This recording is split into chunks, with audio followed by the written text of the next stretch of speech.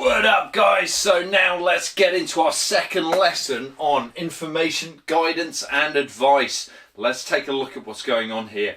So first up, we've got the Money Advice Service. Okay, now the Money Advice Service, a government organisation set up to offer free and impartial advice regarding money matters. Okay, it's government funded and therefore it's free, and yes, it is impartial. So it's not about making judgments about given people and their situations. Okay, it covers a range of financial matters, and it could be relating to, of course, debt, but it could be other areas. Perhaps you're concerned about being able to pay back a mortgage over a given period of time, and so on. So there's a variety of different advice that can be offered depending upon the individual circumstances.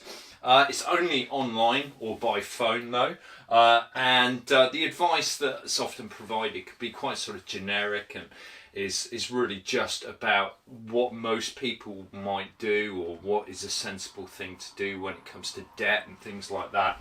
Okay, so let's move it on then. Let's have a look at the debt counsellors. So this is a professional service, okay, who will offer independent advice on how best to actually manage your situation if you find yourself in a lot of debt. Okay, now because it is a professional based service, unlike what we saw with the Citizens Advice Bureau, these are professionals rather who specialise in debt management. Okay, and this service is actually regulated by the Financial Conduct Authority and the Financial Ombudsman Service there as well.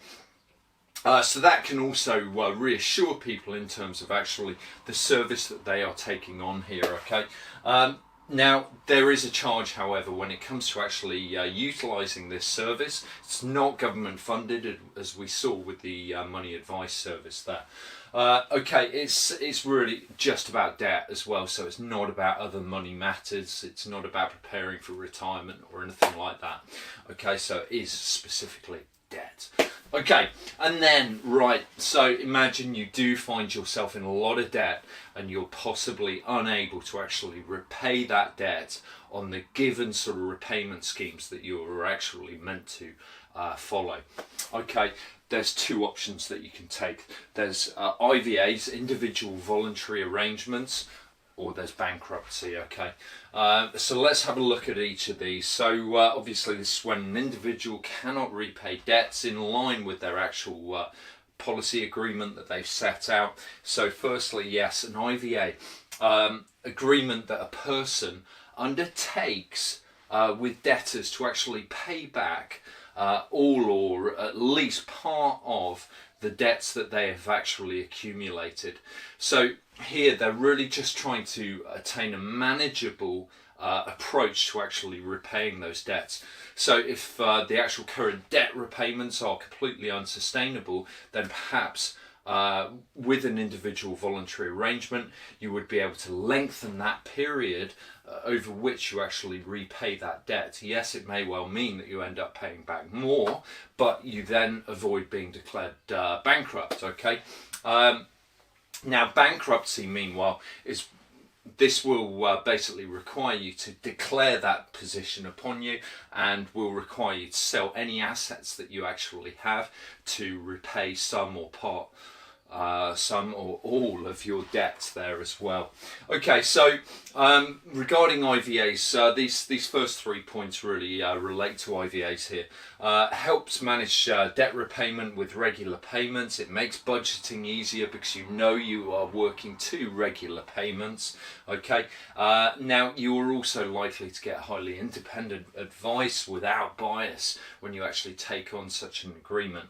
But at the same time, an advantage of bankruptcy is that it can actually come as a real relief to people who are just dealing with unsustainable debts and dealing with a huge amount of pressure to actually be declared bankrupt. Yes, of course it sounds dreadful, but at the same time it does mean that if you have had your assets sold off and part of that money has been repaid to your creditors, then at least you almost get a clean sheet of paper once again. Okay, with an exception of course. Okay, now There are going to be charges that are applied for the IVA service though, okay, so this is something else which many people see as against actually taking out an IVA. Okay, so we've got handling fees being charged there as well, but certainly when it comes to being declared bankrupt, this will impact upon your future credit rating, of course. Okay, now with each of these areas that we've looked at, so it's 6 in all under information, guidance and advice, I really suggest you check out their websites, or if you can find some YouTube videos specifically about them, again, that would be really useful. Just really try to understand the range of services they do and don't offer. Okay, great stuff guys, thanks a lot, see you next time.